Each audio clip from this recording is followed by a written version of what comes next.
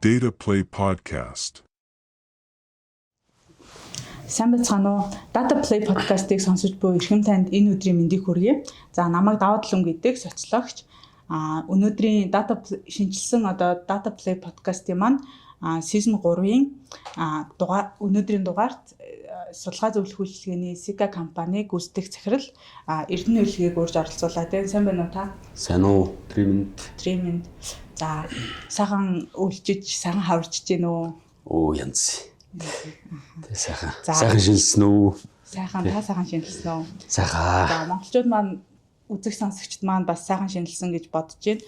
За бас нөгөө гал морин жил гарч ийн их бэлгшээлтэй байх шиг байсан тийм. Ер нь энэ жилд бол монголчууд их бэлгшээлтэй хандж байгаа.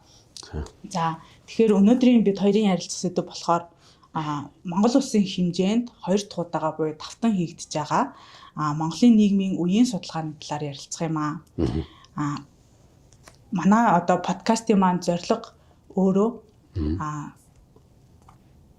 судалгаа сонирхогч хэн бүхэнд за судалгааны ач холбогдлыг таниулах, за яг ингээд бодит судалгаад үр дүн дээр тулгуурлан сонирхолтой мэдээллүүдийг хүргэх судалгааны ач холбогдлыг олон нийтэд болон судалгаа сонирхогч хэн бүхэнд таниулах юм зорилготой байгаа. Тэгэхээр өнөөдөр яг хоёлаа яг ингээ Монголын нийгэмд тулгамдж байгаа орчин үед буюу сүүлийн үед нэлээд хөндөгдөж байгаа сэдвийн талаар ярилцах гэдэг юм л та. Учир нь гэвэл жишээ нь зүгээр ингээд ажлын байран дээр харахад би яхаа бас өөрөө ингээд залууч судлаач хүний хувьд ингээд янз бүрийн судалгаанууд хийгээд явдаг. Судалгааны ингээд мэдээлэл цуглуулалтын дээр ч юм уу яг ингээд ярьцлага хийгээ явдаг. Энэ дээр ингээд сүүлийн үеийн миний хийсэн ажлын байран дээр ялангуяа хийсэн судалгаанууд дээр нэг ийм зүйл ажиглагдаад байгаа. Ялангуяа шинээр орж ирж байгаа 2003, 4, 5 оны юм уу те залуучууд маань яг бид нар шиг биш байна гэдэг 40-50 насны орчим настай ингээд олон жил ажилласан туршлагатай хүмүүс маань ингэж хэлээд байгаа хгүй. За жишээлбэл бид нар шиг ингээд удаан суухгүй яг ингээд цагтаа юм хийгээд цагтаа дуусгаж байна. Бид нар болохоор яг ингээд махраад юм уу ингээд маш удаан суудаг байсан. Гэтэл яг залуучууд маань ингээд цагийн юмыг цагтаа гэдэг юм уу те өглөө 9-д ирсэн бол 6-даа тарна гэдэг зарчмыг баримталж байна. Гэх мэтчлээ ингээд олон асуудлуудыг хөндөж ярьж байгаа. Энэ ялангуяа яг ингээд нөгөө бид тэдний яг орчин үед яриад байгаа Gen Z буюу шинэ үеийнхэн маань хөдөлмөрийн зах зээл дээр гарч ирж байгаа. Яг ажлын байран дээр ингээд гарч ирж байгаатай холбоотойгоор нийгмийн үеийн ялгаа яг ингээд нийгэм даяараа нэлээд юу яаж хөндөгдөж гарч ирж байна. Ялгаанууд нь хүн болгонд ингээд ажиглагдаж эхэлж байна л да. Тэгэхээр Монголын нийгмийн үеийн судалгааг яагаад 2 дахь удаага давтан хийхээр болсон бэ? Ер нь энэ судалгааг хийх санаа хаанаас орж ирсэн талаар хоёлаа асуултаа эхлүүлээд яриагаа эхлүүлээ явъя гэж бодож байна. За баярлалаа. За өнөөдөр season 3 эхэлж байна тий. Тэгээд би бас яг энэ асуултанд хариулахаас өмнө нөгөө season 1-2-ын талаар товчхон мэдээлэл өгч гэж бодож байна. Тэгээд ер нь яг магадгүй season 3-аас нь ингээд эхлээд үзэж байгаа хүмүүс бас мэдэхгүй ч магадгүй. Тэгээд ер нь season 1-2-ыг бол өмнө бид нар чи 22 онд ингээд хийжсэн. Тэгээд season 1 бол 21 онд. Тэгээд эхнийх бол яг судалгааны арга зүй, асуудал яаж боловсруулдгийг, төврийн арга зүй ч гэдэг юм уу те яг юм нэг судалгаа хийх хэрэгтэй. Мэдлэг ур чадваруудын талаар бол 10 дугаар хийсэн. За 22 онд болохоор бас 2 дугаар хийсэн. Тэгээд нөгөө нэгдсэн үндэсний байгууллагын төлөөлөл болоод Дэлхийн банкны суурин төлөөлөгчтэй бол 2 дугаар бол бас хийсэн. Монгол улсын яг энэ судалгаа хийж ашиглах байдлын талаар бол тэр 2 дугаар бол хийгдсэн. За тэгээд сүүлдээ бас бол season 3 дээр чинь бол тий бас бидний бас ярих хэлэхээр зүйл тийм үү. Бид нар өөрсдөө бас ингээд хөгжиж өөрчлөгдөж байгаа. Тэгээд энэтэй холбоотой бол бас бусдаа хуваалцах тийм ээ. Тийм бас олон сайхан судалгаа мэдлэг мэдээллүүдтэй болсон байна. Тэгээд өнөөдрийн хувьд бол бид нар үе хоорондын судалгааны талаар ингээд ярилцах гэж байна тийм үү. За саяхан үе хоорондын судалгаа яг бол яг ач холбогдлын асуугаад байгаа шүү дээ. Ер нь бол ач холбогдлын ягаад хэрэгтэй вэ гэдэг байгаа тийм. Ягаад хэрэгтэй вэ? Давтан хийх болсон шалтгаан. Ягаад хэрэгтэй вэ тий. За сая дадуу бас ярьлаа шүү дээ. Нөгөө юг яг ингээ нөгөө ажлын байран дээр ажиглагдаж байна гэдэг өөрийнхөө кейс дээр бол ингээ ярьж байна. Тэгэхээр ер нь бол ингээд ямарваа нэг юм нийгэм болохоор ингээд цаг үе ингээд амьдарч байгаа хүмүүс нь тий ингээд өөрчлөгдөж идэх, солигдож идэх. Тэгээд тэр хүмүүсийн зан төлөв нь болохоор яг тухайн одоо хүмүүсийн залуу байхдаа, хүүхэд байхдаа ямар нийгэм орчинд өссөн гэдгээс хамаарат тэр хүмүүсийн үнд зүйл зан төлөвүүд нь бий болж идэг гэж үздэг. Тэгэхээр энэ үе үүсдэг онол нь өөрөө одоо ийм юутай. Тэгэхээр ингээд нэг тодорхой юм циклтэй тий одоо бид нар нөгөө XYZ энэ төр гэл одоо барууны ангиллуудыг мэдэн шүү дээ тий одоо. Тэгэхээр энэтэй холбоотой яг одоо манай улсад одоо яг ямар үеуд үүссэн юм бэ? Яг одоо бус улстай адилхан юм уу гэдэг асуултууд дээр бол бид нар бас тодорхой хариултууд олох хэрэгтэй болсон. Тэгээ энэ XYZ гэдэг бол ер нь одоо энэ барууны одоо оронд тийм үү? Нэлээд одоо ажил дөрчсөн энэ орнуудад одоо нэлээд одоо хөгжиж хэрэглэгдсэн нийгмийн ангилахч оролцсон энэ одоо арга байгаа. Тэгээд энийг ингээд нийтэд ингээд төлхөөр хэлээд. Гэтэл одоо бусад улс орнууд бол яадаг вэ гэхээр өөр өөрсдийнх онцлог тохируулж үе тодорхойлдог. Одоо жишээ нь Хятад улс, Солонгос улс, Япон тий тэгэл Африк орнууд өөрсдийнхөө яг гэвэл тэр нийгэм ч айгүй өөр байдаг учраас өөрсдийнхөөрөө ингээд үеүдээ тодорхойлдог. Тэгээ бидний хувьд бол энэ үеэ одоо монголчууд бид нар бол өөрсдөө тодорхойлох зөв юм байна гэж үзээд бол энэ судалгааг бол анх хийсэн л тий. За тэгээ давтан хийхийн тухайд бол яг хуу ер нь судалгаа бол ингэдэг хоёр тохиолдол айгүй үнцэнтэй байдаг. Нэг нь бол ямар нэг юм харьцуулж ингээ харахаар айгүй үр дүнтэй байдаг л да. Одоо бид нар хаана байна тий эдийн засгийн өрсөлдөх чадвар хувьд гэх юм ингээ бусдад харьцуулж харах. Энэ бол айгүй чухал. Нөгөөх нь бол ямар нэгэн байгаа одоо зүйлийг ингээд хэмжиж одоо судалж үзсэн бол тэрийг ингээд тогтмол ингээд он цаг явах тусам ингээд хийгээд ахаар нөгөө бидний үндсэн прогресс бол өөрчлөлтөө ингээд яадаг хэмжих боломж бүрддэг байхгүй. Тэгээ тэр зорилгоор бол бидний генерашн одоо үе монголчуудын одоо үеийн судалгааг бол 25 онд бол давтчихсан байгаа. 20 онд анх хийгээд 25 онд давтчихсан байгаа. Одоо бүр анхан энэ судалгааг хийх сэтэл маань таны хувьд ямар асуудал дээр одоо хөндөгдөж гарч ирж ирсэн бэ? Ер нь яг 19 оны сүүлээр л бид нар ер нь нэг юм монголчуудынхаа онцлог энэ зам төлөвийг одоо тодорхойлох юмсан тий энэ тал руу чиглэсэн ийм одоо сайн судалгааны ажил хийх юмсан гэд бодож ирсэн. Гэхдээ илүү одоо нийгмийн шинжилгээ ухааны одоо судалгааны арга тэрэн дотор илүү социологийн чиглэлийн талаас нь тий ер нь энэ монголчууд бид одоо хинбэ гэдэг дээр бол манай одоо нийгмийн шинжилгээ ухааны маш олон салбарын бол одоо олон судалгаа хийж ирсэн тий антрополог, түүх одоо эдийн засаг одоо тал талаас нь л одоо ингэ судалж байгаа. Тэгээ илүү яг социологи талаас нь бид нар одоо яаж харж болох гэж байгаад ингээд ер нь тэр үед бол энэ нэг үе гэдэг тий нэг юм одоо яг л нөгөө generation гэдэг ойлголт бол бас нэлээд одоо яригдчихсэн тэрийг болж ирсэн. Тэгээд ер нь энэ үе гэж ямар ойлголт юм бэ гэдэг тэрийг таньж мэдээд ер нь энийг монголчууд бидний хувьд одоо ямар үе ямар бүтцэд хуваагддаг юм бэ тий гэдэг асуулт ингээ гарч ирдэг. Тэгээ ер нь яг энэ үеийн одоо энэ онол одоо арга зүй энэ практик юм дээр бол тулгуурлаад хийя гэж бол тэгээд зориод хийсэн тий.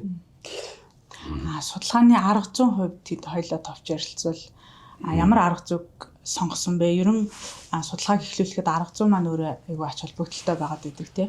Тэгэхээр үеийг тодорхойлохдоо та түрүүнд дурдсан зөвхөн насаар нь сонгосон уу, насаар нь өвчлсөн үү, өөр ямар хүчин зүйлсүүдийг харгалзаж үзсэн бэ?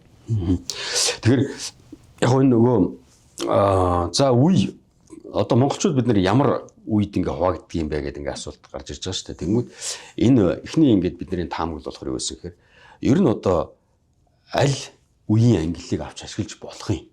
Одоо илүү ингээд дэлхийн нийтэд илүү түлхүү яригдаад байгаа нь XYZ гэдгийг бид нар яг ашиглаж болох уу гэдэг ихний асуулт. Тэгэхээр яг ижлэх нь үү эсвэл өөрөө гэдэг асуулт. Тэнгүүд бид нар энэ ялгаатай байх гэдэг таамаглал дэвшүүлээд тэгээд энийг бол мэдээж нэг талтай бол баталсан байгаа. Хоёрдугаарт бол за тэгвэл ялгаатай юм бол бид нар өөрсдөө одоо яаж ангилах юм бэ те? Яаж ангилах юм бэ гэдэг.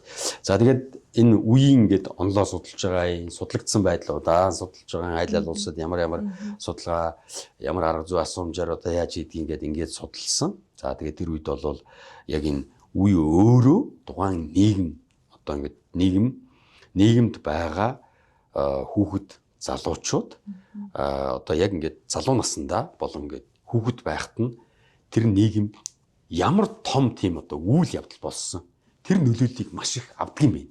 Одоо жишээлбэл дайн байлдаам, эдийн засгийн хямрал, нийгмийн тогтолцоо солигдох тий одоо цар тахалж гэдэг юм уу тийм ингээд том юм макро юм өөрчлөлт болохоор одоо яадаг тий. Тэнгүүд ингээд манад бол юу болсон гэхээр бид нар ч нөгөө хамгийн гол одоо бидний үе одоо ялангуяа одоо амьдарч байгаа хүмүүст хамгийн их нөлөөлсөн байх магадлалтай бол 90 оны хувьсгал байхгүй. Тэгэхээр 90 оны хувьсгал өөрөө ингээд нийгмийн тогтолцоо өөрчлөгдөж байгаатай холбоотой тэр нийгэмд амьдарч байгаа хүмүүсийн үнд цэвэл, зам төлөв, хандлага, тий ажилдаа хандах хандлага одоо бүхэл юм ингээд өөрчлөгдөж байгаа. Тэгэхээр эндээс бид нэр одоо ер нь одоо энэ дээр тулгуурлаж таамаглаад дэвшүүлж тэгээ энэний дагуу бол үеэ ангилах гэж одоо оролдох хэрэгтэй байна гэдэг байдлаар ингээд арга зүйн хөгжлөө явсан байгаа. За үндсэн одоо төврийн хувьд бол бид нар бол яг 1200 хүнээс 2020 онд бол хийж ирсэн. Тэгээ 25 онд бол бас адилхан 1200-аас бол авч ирсэн. Тэгээд ер нь нөгөө энэ давтаж хийж байгаа судалгааны хувьд бол арга зүйн яг адилхан байх хэрэгтэй. Асуумжийн адилхан одоо бүх юмуд нь аль болох адилхан байх хэрэгтэй. Хэрвээ жоохон арга зүйн хувьд ингээд жоохон сорилтонд ороод өөрчилсөн бол тэр өөрчлөлтүүд аягүй зөвөр ингэ шингээж өгөх хэрэгтэй. Тэгэхээр яг энэ хоёр дахь удаага хийсэн судалгааны хувьд бол яг 20 оны арга зүйр бид нэр хийсэн байна. Одоо хоёлаа яг судалгааныхаа зарим үр дүнгууд рүү орё гэж бодож байна. Үр дүнгийн талаар ярилцъя гэж бодож байна. Тэгэхээр Монголын нийгэмд яг судалгаагаар ямар үеуд гарч ирсэн бэ? За таны түрүүн хэлсэнчлэн нөгөө XYZ-ээс юугаараа ялгаатай ямар үед байсан бэ те? Энэ дээр байлаа. Тий. За яг үндсэн нөгөө нэг энэ одоо судалгааны таамаглал маань бол өөрөө түрүү нөгөө хэлсэн нөгөө нийгмийн тогтолцоо өөрчлөгдсөн. Тэгэхээр нийгмийн тогтолцооны хоёр нийгмийн тогтолцооныхоо онцлог ялгаатай байдал дээр таамаглалуудаа үндсэн асsumption-уудаа авч одоо таамаглаад дэвшүүлээд тэгээ үеүдээ ингээд таамагласан. Тэгээд бид нэр ингээд ангилаад ингээд гарахаар яг нөгөө датагаараа ингээд нөгөө хандлагаараа нөгөө асуумжууд ингээд гарч ирж байгаа ялгаатай байдал. Тэгээд тэр ялгаатай байдлаа одоо ингээд харахад бол жишээлбэл бид иймэрхүү байдлаар ангилсан. 64 он хүртэл одоо төрсөн улсууд бол одоо социалист үеийнхэн тий ягаад гэвэл энэ үеийнхэн бол одоо чинь 90 оны хувьсгал болоход энэ үеийн залуучууд бол 26 ба түүнээс дээш настай байсан. Ерөнхийдөө үзэл бодол болоод бүх юм нь бол одоо яг ингээд тэр үеийн нийгмийнхээ ингээд төлөвшсөн байсан гэсэн үг. За тэгээд дараа нь завсрын үе 65-аас 82 оныхон. За тэгээд 83-аас 94 оныхон бол шилжилтийн үеийнхэн. 95-аас 2010 оныхон бол шинэ үеийнхэн гэж бол бидэд таамаг дэвшүүлээ. Тэгээ нэг бол баталсан байгаа. За товчхон яг шинж тэмдгүүдийн ингээд дурдсан байна. Одоо яг ингээд одоо зандлын үед бол ялгаатай маш олон зүйл одоо ингээд бид нар бол дурдж болно. Гэхдээ ингээд энийг ингээд яг тодорхойлоод ингээд товчхон хэлэх юм бол социалист үеийнхэн бол илүү нөгөө юм институтийн байгууллагт итгэдэг нам засаг тий одоо ийм одоо нам засаг маань ингээд одоо сайн ажиллаад одоо бидний ажил амьдрал сайжрах ёстой тий илүү ийм одоо ийм төрийн удирдлага талдаа итгэдэг одоо энэ их зөв гэж боддог тий ийм одоо хүмүүс байдаг. За тэгээ илүү доктортой байдлыг эрхмэлдэг. Одоо яг ингээд ямар нэгэн байдлаар ингээд хурдан ажил төрлөө солиод авах ч юм уу тий мэрсэлтэй малхам төдийлийг хийдэггүй ийм одоо хүмүүс байгаа. За дараагийнх нь болохоор завсрын үеийнхэн. Тэгээ энэ бол ер нь бол яг либерал чиг баримжааллын султай тэгээ социалист одоо нийгмийн одоо нөлөө нэлээд өндөртэй. Тэгэхээр энэ одоо хүмүүс чинь одоо ямар хүмүүс байсан гэхээр 65-аас 82 он төрсөн гэдэг чийдөө нэг 8-аас 25 настай тий одоо яг ийм залууч. Тэгэхээр яг социалист нийгмийнхээ үеийг одоо зүйлүүдийг бол бас нэлээд одоо үзсэн харсан мэдэрсэн яг нөгөө тэр хувьслын үе одоо тэр нөгөө одоо нөгөө юунд талах малханда одоо очрол зүрсэн энэ гэдэг ууштай терминыг энэ төр бол яг мэдэрсэн юм усуд. За тэгээ дараа нь бол шилжилтийн үе 83-аас 94 оныхон бол ер нь нэлээд арчилсан үзэлтэй тал руугаа сууж гисэн. Яг гэвэл нэг 90 оны тэр өөрчлөлтийн төдийл нүдэрээ хараагүй, харсан ч гэсэн одоо ихэнх нь санахгүй тийм үү. Тэгээл ерөөсөө яг ийм чөлөөт одоо ийм нийгэмд бол ингээ гарч ирсэн. Тэгээд институт бол бас жоох ихтгэл муутай. Ер нь бол өөртөө итгэх ёстой тий. Өөрөө одоо хичих ёстой. Тэгвэл одоо би бас одоо илүү сайн амьдрах боломжтой гэж үздэг. За 95-аас 2010 он бол одоо бидний доллар шинэ үеийнхэн илүү одоо дижитал технологи тийм юмнуудыг маш их ашигладаг либерал үзэл бодолтой хүний одоо эрхийн мэдрэмж их өндөртэй тийм институт бол ихтгэл айгүй багтай одоо ийм бие даасан ийм хүмүүс одоо байгаа. Тэгээд ийм байдлаар бол бид нар үедээ бол ангилж тодорхойлсон байгаа. Тэгвэл одоо өмнө хийгдсэн эхний үед хийгдсэн судалгаанаас хоёр дахь үед хийгдсэн судалгаанууд маань ерхий асуулгууд ижлэхий явсан баг тийм. Тэгэхээр ямар өөрчлөлтүүд гарсан бэ? Энэ онцлог үр дүн байсан уу? За сонирхолтой асуулт. За энэ би бас одоо яг энэ хоёр дахь одоо давтаж хийсэн судалгааны арга зүйн бодоо давуу болоо сул талыг бас хэлэх ёстой. Тэгэхээр би бас сул талыг бас хэлмээр байна. Биднэрт одоо яг энэ хоёр дахь судалгааг хийчээд дараа нь ингээ үр дүнгээ анализ хийж явах үед бид нар юу анзаарсан бэ гэхээр нэг 90 он гэдгээс ингээ нөгөө асуултууд маань ихэвчлэн 90 оны өмнөхтэй харьцуулаад дараа нь ямар болсон гэдэг ийм 90 оноос ингэж одоо холбож асуусан байхгүй юу. Тэгэнгүүт нөгөө ингээд 5 жилийн дараа болохоор нөгөө 90 оныг их санаж байгаа улсууд маань их баг болж эхэлдэг юм байлээ. Одоо тэр ингээд тэгэхээр энэ арга зүй нь өөрөө бас ач холбогдол жоохон сулрах юм хандлагатай. Яг энэ чиглэлээр нь ашиглав. Тэгэхээр бид нар одоо дараа нь хийхдээ арга зүйгээ бас энэ яг энэ нөхцөл байдлаа тохируулж арга зүйгээ бас ингээ өөрчлөх юм сорилт биднэрт ирж байгаа. 27 он 28 онд игөрөө бид нар арга зүйг нэлээд сайн хэрэгж харж ингээд ач холбогдолтой байдлыг бас нэлээд ингээ залгуулж тэ ингээ барьж авчих хэвээр. Тэгэхээр энэ Султан Лабын хамгийн дөрөнд бас хэлмээр байна. За ер нь үндсэн үр дүн гэх юм бол яг одоо монголчууд бас одоо сүүлийн 5 жил бол жоохон тийм готрongтой болж байгаа. Тэгээд одоо нөхцөл байдал бол жоохон муудаад байна гэсэн ерөнхийдөө тийм үр дүнгууд хэлж байгаа. Тэгээ энэ бол улс төр эдийн засаг, ёс суртахууны тий бүхэл одоо асуултууд дээр ингээд ер нь тиймэрхүү тоонууд анзаарэгдэж байгаа. Жишээлбэл бид одоо энэ нэг асуулт аваалцъя л да. Одоо ирээдүйдээ итгэл буурч байна гэдэг үнэлт хийсэн. За энэ асуулт нь болохоор Монгол улс 2050 онд өндөр хөгжилтэй орн болно гэдэгт та итгэж гэнэ үү гэдэг ингээд асуулт асууж байгаа шүү дээ. Ингээд 20 онд болохоор 52% нь тэгнэ, хүрнэ, болно гэжсэн байхгүй юу? Өөдрөг тий. Судалгаанд орсон шүү дээ. Судалгаанд ихэнх хувь тий ингээд давгүй. Одоо тэгсэн чинь ингээд сая ингээд 25 онд болсон 37.4% итгэлтэй байна гэж байгаа. Тэгэхээр ерөнхийдөө манайхан бас жоох юм пессимист одоо готрогдоо болж байна тий. 14.8%-аар тий. 14.8. Тийм. Тэр нь бол бас одоо ингээ харахаар явах сайн үр дүн биш те. Гэхдээ магадгүй maybe одоо бидний туулах ёстой ч юм уу одоо те ингээд ингэж байгаа одоо буцаад ингээд сэрэх гэж байгаа ч юм уу тэрний одоо тэр бол яг өөр өнцгөр бид нар тайлбарлах байх. Яг судалгааны үр дүн дээр үндэслэхэд бол бид нар бол илүү одоо ирээдүйдээ итгэл буурч байна гэж байгаа. За шудраг байдлын үнэлгээ буурч байна гэж байгаа. Одоо жишээлбэл энэ дээр бид нар одоо энэ бидний ажлыг одоо шударгаар үнэлдэг гэсэн юм асуулт асууж ирсэн. Тэгэхээр 20 онд 56% байсан байхгүй. Тийм ээ шударгаар үнэлдэг. Одоо болсон ч 30.2%. Одоо шударгаар үнэлдэг гэж хариулж байгаа. Тэгэхээр дахиад 18-19% тий. Тэгэхээр ингээд ерөнхийдөө ингээд энэ яг шудраг байдлыг нөлөөлөхгүй л би нэг асуултын хувьд жишээ авч хэлж байгаа учраас байгаа. Тэгээд за ёс суртахууны асуулт нараа. 90 оноос хойш ёс суртахуун шудраг ёс гэсэн үнд зүйл одоо муудсан уу сайжирсан уу гэдэг ингээ асууж байгаа. Тэнгүүд ер нь муудсан гэж хариулж ирсэн нь бол 54% байсан байхгүй. Тэгсэн чинь сая 61% нь муудсан гэж хариулсан. Тэгэхээр ингээд тэр тал руугаа бас ингээд тий ёс суртахуун муудаад байна л гэж бодсон. Нийт хүмүүс бол үзэж чинь тий. За ёс суртахуун сайжирсан гэдэг дээр бол 29.6% байсан мó сая 22% болж буурсан тий. Тэгэхээр ёс суртахуун сайжирсан гэдэг талын юмнууд ингээд нэлээд одоо буурс үзүүлэлттэй байгаа. За эсрэгээр бол нөгөө хүний эрх чөлөө талын одоо мэдрэмж тий тэр талын ингээд мэдээж одоо сайжирч байгаа зүйлс байгаа шүү дээ тий. Бид нар нөгөө өмнө асуусан асуултаас харьцуулж байгаа учраас. За энэ дээр одоо эдийн засаг хувь хүний амжиргаа ингээд сайжирсан хэсэг гингүүд 20 онд 50.7% сайжирсан гэж хариулж ирсэн бол сая 43% сайжирсан гэж хариулсан. Тэгэхээр дахиад бас 7-8% ингээд буурц үзүүлэлттэй ингээд байж байгаа тийм. Тэгээд энэ мэтлэн бол одоо ингээд өөрчлөлтөө бид нар ижил арга зүгээр үзэхээр ингээд шууд өөрчлөлтөө ингээд бас харах боломжтой болж эхэлдэг тийм. Одоо саяын жишээлбэл пессимист гэдэг дээр одоо ингээд жоохон готрог болж байгаа гэдэгт бол асуумж нь 90 дөрвж хэлсэн байгаа шүү дээ тийм. 2050 онд ч 20 онд төсөөлөгчөөс одоо ч төсөөлөж байгаа шүү дээ. Тэгэхэд одоо жишээ нь 52.2-оос 37.4. Энэ бол одоо шууд тийм. Бид нар одоо шууд харьцуулж болохоор үрдэн байхгүй. За судалгааны үзүүлэлтүүдээс ер нь эерэг гарсан үзүүлэлт байгаа болоо. Ерөнхийдөө бол бас яг ирээдүйдээ итгэл за тэгээд ёс зүйн гэдэг юм уу хандлага маань залуучуудын маань ерөн ингээд судалгаанд оролцогчдын маань хандлага жоохон сөрөг тишээ хазаасан байна шүү дээ. Тэгэхээр эерэг үр дүн гарсан юу одоо үзүүлэлт байсан уу?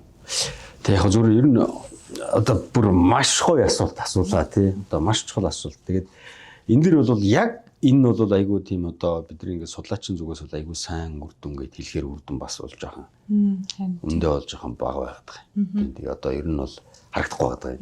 Гэхдээ энийг бол одоо бид нар ингээм амар муудж байгаа юм байна гэл ингээл бүр болохгүй байгаа юм байна, уруудаад байгаа юм байна гэж бас бодох хэрэггүй. Ер нь ямар ч юм ингээд нэг циклэр явдаг шүү дээ. Өссөн сайжрын урууд нь тий. Тэгээд тэр ингээд дахиад буцаад ингээд өссөн барин тий. Одоо бид нар бол жоохон ингээд нэг юм одоо урууд хэсэг рүүгээ ингээд явж гин удаа тий. Мэдээж үн чинь ингээд нэг юм цэг төрөд буцаад өгж шүү. Тэгэхээр би бол одоо яг тэр циклэр нь л одоо харж ойлгож байгаа. Дараагийн судалгаа ихэд би зарим нэг үр дүнгууд амар гоё болсон гэж магадгүй. Тий. Эсвэл одоо бүр бас жоохон муудсан ч гэж магадгүй тий. Дахиад ингэ явж иж магадгүй байхгүй тий. Тэгвэл та яг ингээд одоо таас тодорхой хэмжээний хамт олонтой байгаа тийм ээ. Хамт олон дээр яг энэ судалгааны үр дүнгууд, гарсан судалгааны үр дүнгуудыг хараад яг өөрийнхөө нөгөө практик дээр хамт олонныхоо байдал дээр эсвэл одоо ойр тойрныхоо, эргэн тойрныхоо, гэр бүлийнхаа ч гэдэг юм уу тийм ингээ харилцаан дээр яг үнэхээр тийм байх шүү, үнэхээр хандлага бол тийм болсон байна гэдэг ингээд бодит байдлаар харьцуулсан 100% санал нийлсэн ч гэдэг юм уу. Үрдэн яг таны өөрийн хувьд ямар байсан бэ? Тийм онцлог үр дүн гэвэл. Тийм. За яг хувь хүний хувьд бол тийм байгууллагын хувьд бол би юу гэсэн хэрэг би энэ ялгаатай байдлыг илүү сайн ойлгосон. Тийм өмнө нь бол ингээд ялгаатай даа гэдэг байсан боловч тийм энэ судалгааны үр дүн харахаас өмнө бол бас тэгэл сөв байсан байхгүй юу? Гэтэл бол яг ялгаатай юм байна. Яг миний өссөн орчин тийм байсан. Миний гэр бүлийн хүмүүжил тийм байсан. Тэгэхэд одоо ингээд байгаа хүүхдүүдийн бол өссөн орчин ийм учраас энэ хүүхдүүдийн мотивац одоо сэтэл юмнууд нь айгүй өөр юм байна. Дээр нь одоо энэ ингээд залуучуудын дунд одоо бидний үед байснаас маш их сонголттой болсон. Айгүй зөв шийдвэр гаргахад айгүй хэцүү болсон юм шиг надад бас айгүй санагдаж байгаа. Ингээд зөв ингээд шийдвэр гаргахад айгүй сонголт их болох тусам айгүй хэцүү шүү дээ. Ингээд айгүй сонголт их нөлөөлөл ингээд автна. Бидний үед чинь юм байгаагүй. Одоо гараал сайхан гудамдаа тоглож байгаа л тий. Тэгэл найзуудтайгаа тэгэл нэг саксны шийдмээ тавьцаа. Тэгээ бид нар ч айгүй ингээд хязгаарлагдмал тий. Тэгээ ингээд сонголт нь айгүй тодорхой. Тэгээ тэр чинь бол бас нэг талдаа маш амар байсан байгаа байхгүй тий. Тэгэхээр тэгэд энэ ялгаатай байдлыг би маш сайн ойлгосон. Энийг бол одоо ажил дээр бол энэ багийн ажиллагаа тий. Багийн ажиллагаа бүтэмжээ сайжруулах дээр би бол бас одоо практикли яг хэрэгжилж байгаа. Гэр бүлдээ бол бас одоо аав ээжийг ойлгох тийм ээ. Үр хүүхдүүдэд ойлгох ч гэдэг юм уу. Энэ дүүнрээ ойлгох, ах нараа, агч нараа ойлгох гэдэг дээр бол би бас нэлээд бодиттой үр дүнгууд гаргаж харилцааны хувьд бол маш их тийм да одоо сайжрлуудыг одоо мэдэрч байгаа. Тийм өмнө бол одоо бас зарим нэгэн талаараа одоо аав ээжтэйгээ санал бодол нийлэхгүй тий. Муухарлан жоохон тэрэн зөв энэ буруу гэдэл одоо би бас жоохон бас муухарлаад буруутгадаг байсан байлээ. Тийм тэгэл энэ чи ийм гэдэл тэгэл тэр нь бол яг цаад суур уус үжил бодлын үнд зүйлийн тийм зөрөө байгаа байхгүй. Тэгээ тэрийг ойлгочоор одоо л айгүй илүү чөлөөтэй тий. Хин нэг нөгөө хүлийн зөвшөөрөх байдал нь айгүй их бол одоо айгүй сайжирч байгаа гэсэн үг. Одоо хин нэг яг айгүй хүлийн зөвшөөрөхөөр хинд айгүй тухтай тий.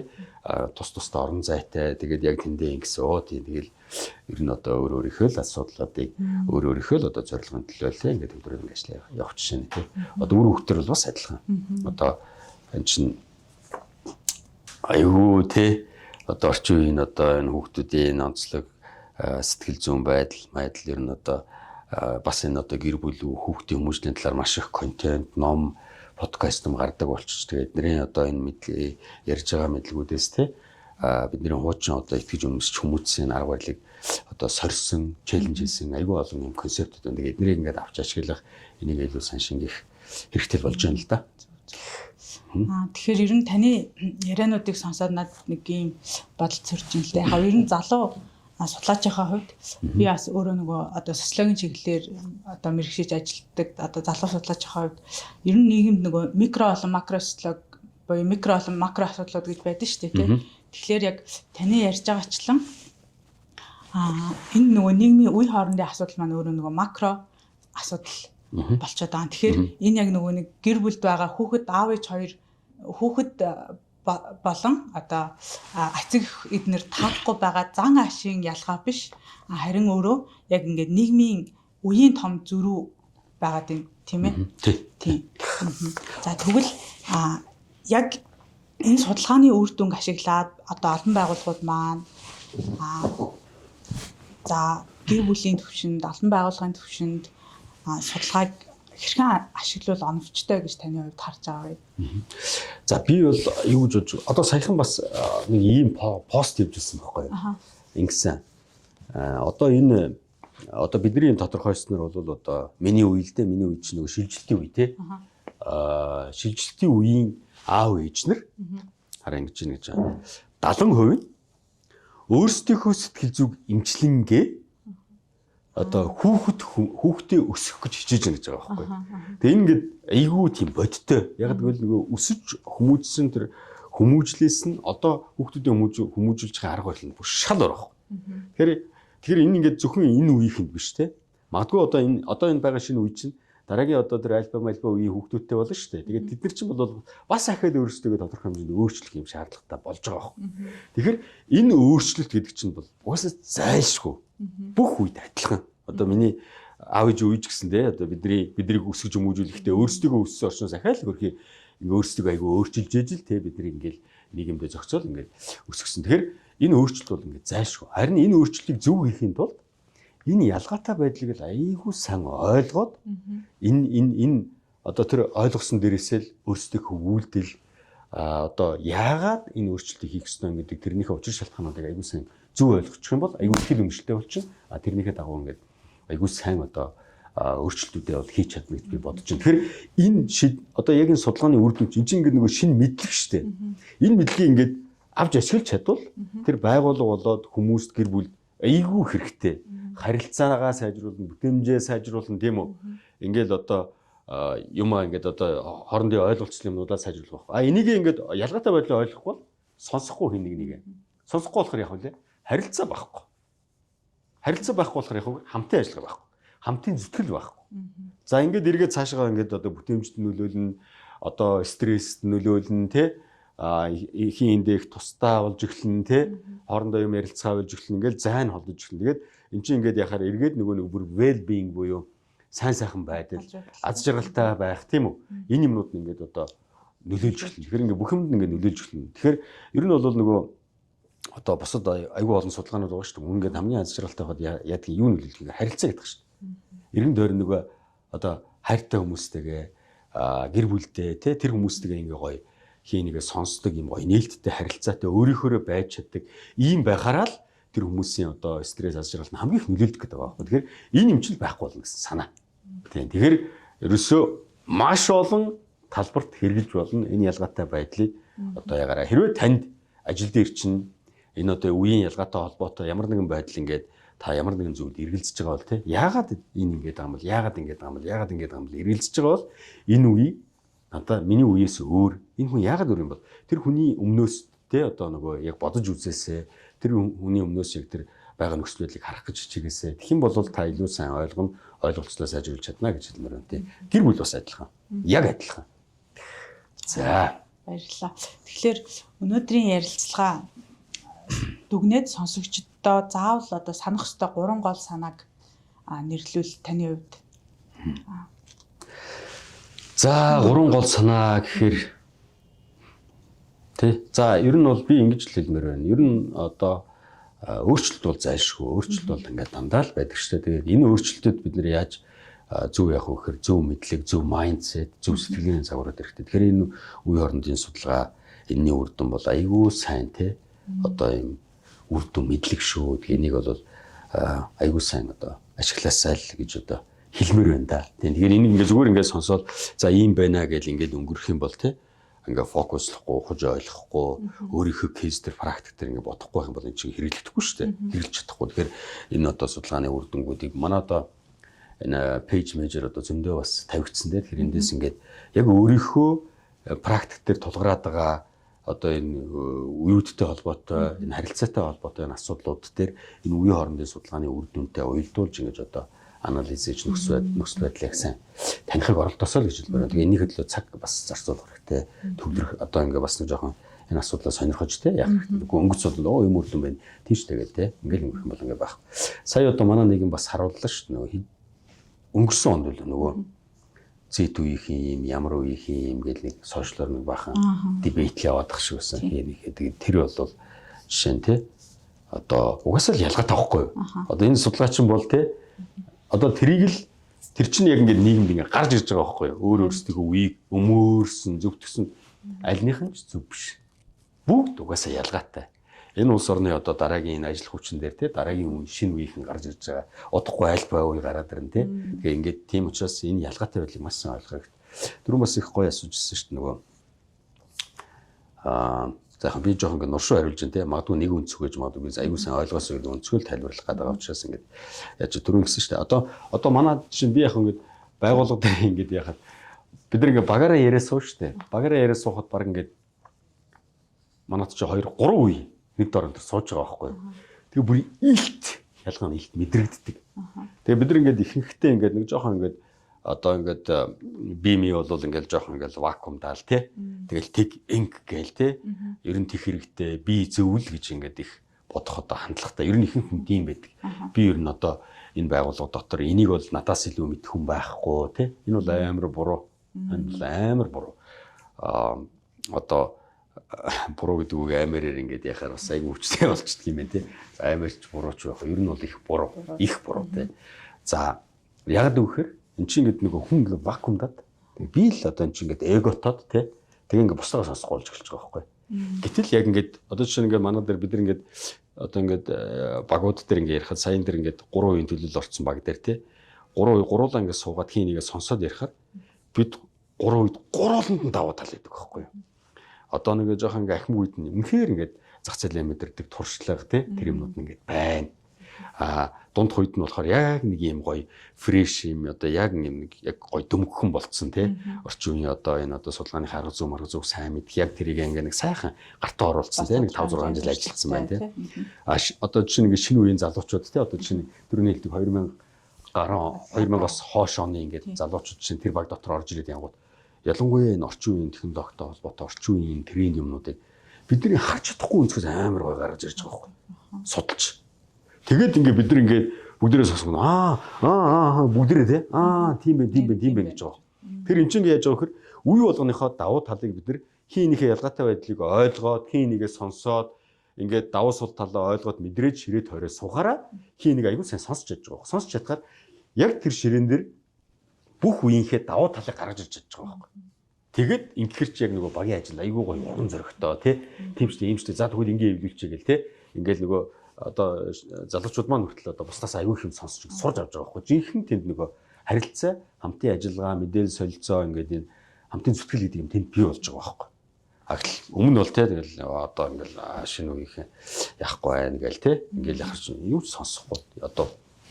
Тэгэхээр ерөнхийдөө яг нэг нэгнээ энэ тэр үе энэ ахмад настай энэ одоо зээд үеч гэдэг юм уу ингэж ялгарлахгүйгээр яг онцлог талыг харгалзаж үзээд хамтдаа ингээд ажиллавал илүү үр дүнтэй байна гэсэн үг тийм ээ. Яг тийм. Одоо яг тийм. Юусе яг тэр талаас л аюул харах хэрэгтэй. Түүнээс нэг ингэж ялгарлахтай энэ тэр үе гэж ингэж ангилахтаа буюу нийгмийн одоо ялгарлал үүсгэхтэй гол нь биш. Тухайн үеүүдийн онцлогийг харгалзаад хамтдаа нэг зүйлийг ингээд бүтээх тийм ээ. Тэн дээр гол бидний анхаарал хандуулах хэрэгтэй концепт маань. Ер нь бидний нэг юм том байс үүдэх л та. Ялах нэг юм хэрэглээ талаас нь чөлөөтэй ярьж байгаа учраас те. Бид нэг ямар нэг юм нөхцөл байдал болно шүү дээ. Ямар нэг юм ингээд санал зөрчилдөөн ч юм уу болохоор энэ нөхцөл байдал чинь ямар ч эзэн бийгүй байхгүй.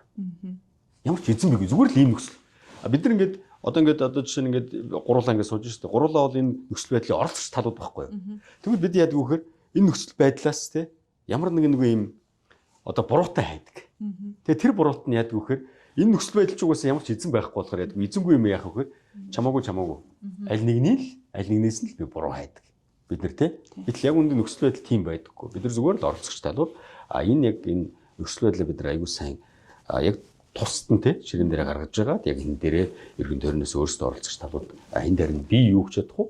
Би юу өгч чадахгүй гэдгээл оролцогч талууд аягүй сайн мэдчих хэвээр. Тэгэл тэрэн дээрээ сайхан юм да. Яг ч тэгээд гол юм бол тэгэл үндсэн дээр зорилго шүү дээ. Зорилго хөдлөл яг ч гэж бодож байна. Data Play Podcast. За дараа энэ удаагийн подкастаараа бид бүхэн Монголын нийгмийн үеийн судалгааны талаар ярилцлаа. Дараагийн дугаараараа илүү сонирхолтой судалгаануудын талаар, судалгааны үр дүнуудын талаар ярилцсан гэдэгт итгэлтэй байна. За тэгээ өнөөдрийн дугаарын зочноор оролцсон танд баярлалаа. За дадуудаа бас баярлалаа. Тийм тэгээд манай дадуу одоо ингэ season 3-ийн тий модератор болж байгаа. Тэгээ би ч одоо Альберсоор нэг season 1-2-ийн модератор байсан. Ингээ одоо тэр нөгөө үргээ болвол ингээд дадуудаа ингэ шилжүүлж байна. Тэгээд цаашдаа гоё подкастын дугаарууд намжилтсан тий. Тэгээд ер нь одоо үзэгчтэй хандж хэлэхэд бид нар бол нөгөө энэ ер нь аюул олон гоё судалгаанууд ингээ нийгэмд хийгддэг. Тэгээд тэр судалгааны үр дүнгуудыг ингээ бид нар ашиглахгүй бол тэр чинь ингээд ямар ч үнц нэггүй те.